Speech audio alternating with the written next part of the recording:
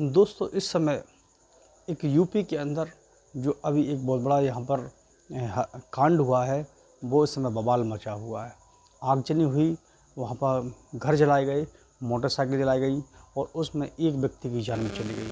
आप सभी लोगों ने देखा होगा, वो सुर्खियों में इस समय चल रहा है बहराइच का। बहराइच की पूरी घटना क्या है, हम आपको बिल्कुल अपने इस वीडियो में बताएंगे और उसकी कुछ तस्वीरें आपको हम दिखाएंगे। लेकिन सबसे पहले आपको हमारा चैनल सब्सक्राइब कराओ और आप हम लाइक भी करो, कमेंट भी करके बताएं और वहाँ की जो तस्वीरें हैं वो भी आपको दिखाएंगे बारी बारी से कि वहाँ पर कहाँ से इनकी घटनाक्रम में चालू हुआ है और क्यों इतना बड़ा तांडव वहाँ पर चला, और जिसमें एक व्यक्ति की जान चली जाती है। और उसके बाद वहाँ पर मुख्यमंत्री पहुँचते हैं, विपक्ष की पार्टी में उस पर एनकाउंटर पर उंगली उठाते हैं और कौन कौन उससे अपराधी हैं और कितने लोगों पर उस पर FIR हुई। पूरे वीडियो में हमारे साथ जुड़े रहें और हम आपको बारीकी से दिखाएंगे वहाँ की पूरी घटनाक्रम को। उत्तर प्रदेश का एक ज़िला पड़ता है बहराइच, और बहराइच के पूरी ही एक जगह पड़ती है महाराजागंज। महाराजागंज के कुछ इलाकों में देखा जाए तो वहाँ पर सन्नाटा पसरा हुआ है।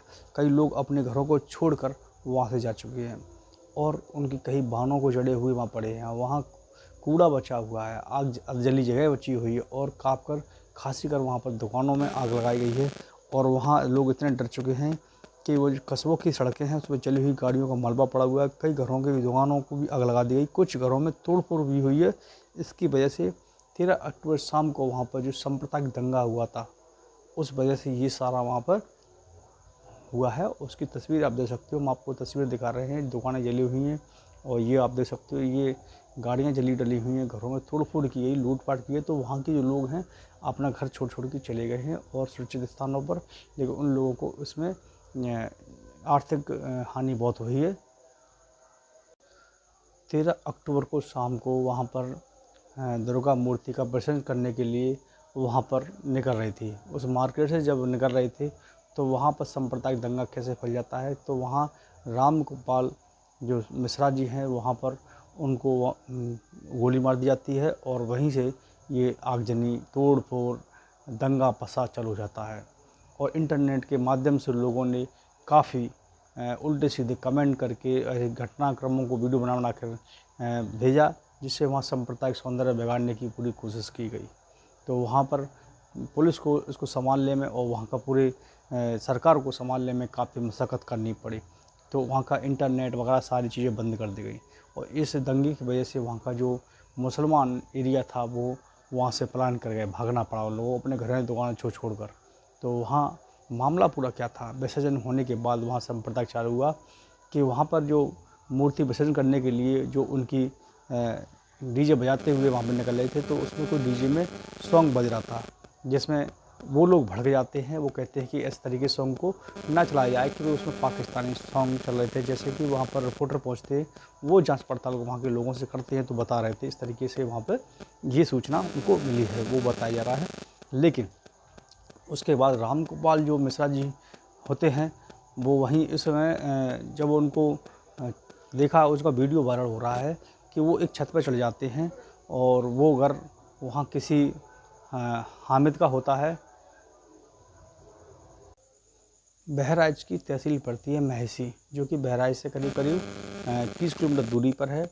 जब वो गाने बजा रहे थे तो गाना एक पक्ष ने गाना बंद नहीं किया और दूसरा पक्ष जो मुस्लिम पक्ष था वो वहाँ गाना बंद करने के लिए उनके तार फार हटा देता है। तो वहीं से सांप्रदायिक दंगा चालू होने की हो जाता है। जो वहाँ पर पुलिस फोर्स भी था, लेकिन पुलिस फोर्स वहाँ बहुत कम था और इससे पिछले साल भी दंगा हुआ था, लेकिन वहाँ पुलिस फोर्स बहुत अधिक होने के कारण वह दंगा नहीं हो पाया। लेकिन इस बार पुलिस फोर्स कम होने की वजह से ये दंगा हुआ, लेकिन लोगों ने झूठ अफवाहें फैलाने की भी कोशिश की।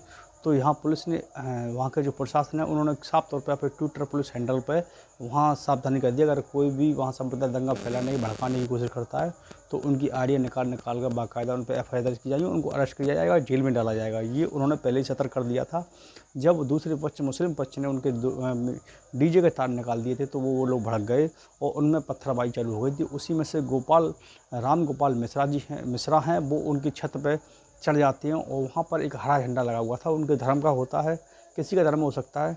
तो उन्होंने जाके वो झंडा उखाड़ने की कोशिश की। वो वीडियो वायरल आप देख रहे हो, इस वीडियो में आपको दिखा रहे हैं कि खींच रहे हैं, लेकिन झंडा तो नहीं उखड़ता है। लेकिन वहाँ रेलिंग लगी थी, रेलिंग वो झंडे के साथ में गिर जाती टूटती हो और उसके बाद नीचे से कोई झंडा फेंकता है, उस झंडे को लहराने लगते हैं। इतने में क्या होता है, वो व्यक्ति राम गोपाल मिश्रा जीने के होते हुए नीचे आने की कोशिश कर रहे थे, लेकिन पीछे से किसी ने गोली मार देती है। इसमें गोली लगने से उनकी मृत्यु हो जाती है।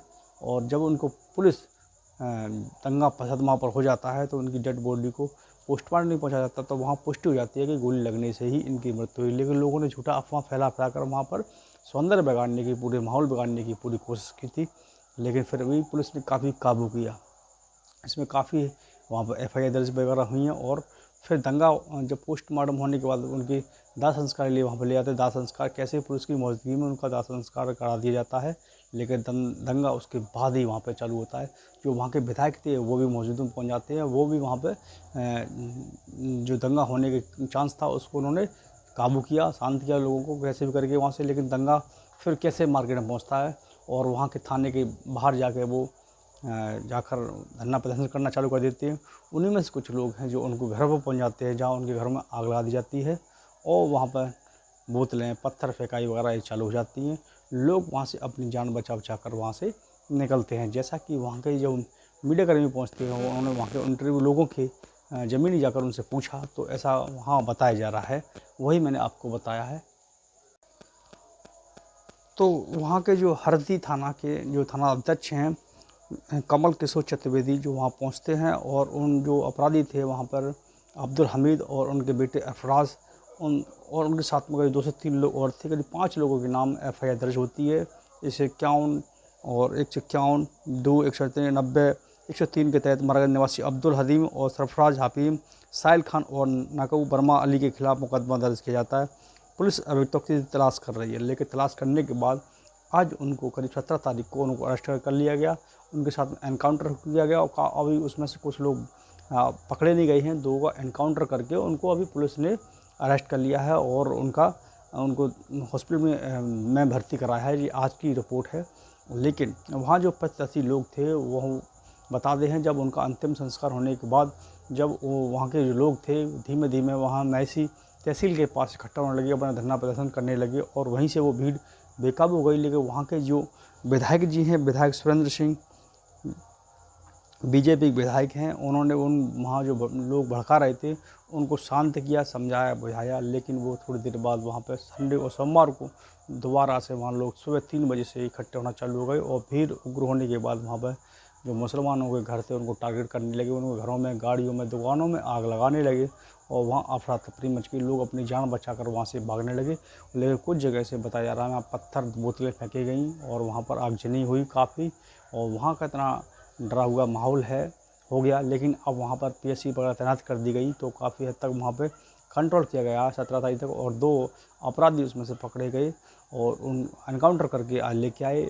वहीं मुख्यमंत्री आदित्यनाथ योगी ने अपने जो उनके लॉ एंड जो उनका पुलिस का मेन जो अधिकारी थे उनको वहाँ पहुँचाया गया और वो वहाँ पर खुद पिस्टल लेके दौड़ते हुए दिखाई दिए वहाँ पर और लोगों को डरा कैसे भी समझा बुझाकर उनको वहाँ पर हटा गया और दंगा होने से उन्होंने पूरा बचाने की लॉ एंड ऑर्डर के जो अधिकारी हैं उन्होंने पूर्ण रूप से वहाँ पर शांति का माहौल बना दिया। और जो मुख्यमंत्री वहाँ जो उनका परिवार था, राम गोपाल मिश्रा जी, उनकी पत्नी और उनके पिता माँ से मिले जाके और उनके दुख दर्द में जाके शामिल हुए और उनको समझाया, थोड़ा शांत किया, उनकी संवेदनाएं व्यक्त की और आगे जो घर वाले थे वो कहा था जैसे हमारे बेटे के साथ हुआ वैसा ही इनके साथ इनका एनकाउंटर किया है, इनको भी फांसी दी जाए, इस तरीके की उन लोगों ने मांग की है। अभी तो कानूनी प्रक्रिया है कि देश का कानून है उसके अनुसार ही कोर्ट में जो उनका मुकदमा चलेंगे, जो दोषी होता है उस पर दी जाएगी। और ये बहुत बड़ा प्रकरण उत्तर प्रदेश के अंदर बन गया। लेकिन विपक्ष की पार्टी भी है, वो भी अपना इसका पूरा फ़ायदा उठाते हैं, वो भी कहीं ना कहीं कहते हैं फर्जी एनकाउंटर है, इस तरीके के वो बताते हैं। ये तो राजनीतिक खेल है। लेकिन यहाँ एक बड़ा नई उसकी शादी हुई थी कुछ ही महीने पहले, उसकी पत्नी जो हैं राम गोपाल मिश्रा की, तो वो कैटरिंग का काम करते थे बेचारे। कई बार वो दिल्ली जाने वाले थे क्योंकि अभी सीजन चालू होने वाली दिवाली बाद, लेकिन नहीं, उन्होंने फसाद लेके अपनी जान गंवानी पड़ी। लेकिन आजकल सांप्रदायिक दंगे तुरंत फैल जाते हैं इस हिंदू धर्म मुसलमान धर्म में, ये ऐसा नहीं होना चाहिए। भाईचारा बन के शुरू से रहे हैं और रहना चाहिए, एक दूसरे की जान के ऊपर हावी ना होना चाहिए।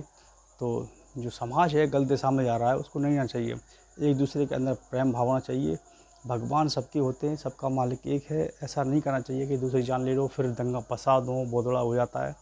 इन चीज़ों से बचना चाहिए और अपने समाज, अपने देश, अपने राज्य को, अपने परिवार को, अपने गांव को बिल्कुल सुरक्षित रखें। और जब प्रेम होगा तो हमारा देश आगे बढ़ेगा। तो जो भी कार्रवाई है, कानूनी कार्रवाई चल रही है और क्या इस केस में क्या निकल के आया सभी लोग देख रहे हैं। लेकिन जो हमारे पास अपने सोर्स के द्वारा मैं जितनी भी अपनी जानकारी इकट्ठी की वो अपने वीडियो के माध्यम से आपको बताया। और आप लोगों को हमारा वीडियो अगर अच्छा लगा हो तो उसको सब्सक्राइब करके आप जाएँ और